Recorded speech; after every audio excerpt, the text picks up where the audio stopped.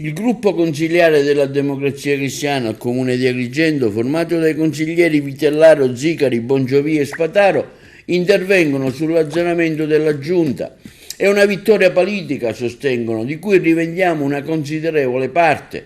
Da mesi chiedevamo al sindaco un cambio di passo significativo, fare retromarcia dallo scollamento totale con il Consiglio Comunale e con la città, prendere atto dello sfacelo politico-amministrativo intorno a lui. Apprezziamo la sua mossa, ma non ci basta, affermano i consiglieri comunali della Democrazia Cristiana di Agrigento. Aspettiamo un nuovo manifesto politico da parte sua che indichi tra le seguenti priorità di governo trasparenza, vendetta per la Villa del Sole, rivoluzione nei servizi sociali, che devono tornare a essere il cuore pulsante di questa amministrazione.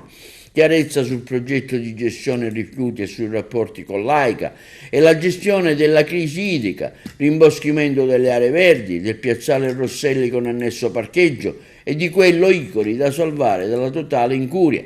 Che si chiuda tombalmente con la stagione dell'approssimazione, che ha portato, solo per citare alcuni eventi, a non avere le somme per terminare piazzale Ravalusella, a non comprare una seduta per disabili nella altalena del lungomare, a lasciare la città al buio per avere fatto scadere il contratto, non avere bandito la gara, a una continua richiesta di esternalizzare tutti i servizi, all'acquisto dei SUV per tenerli parcheggiati al parcheggio pluripiano.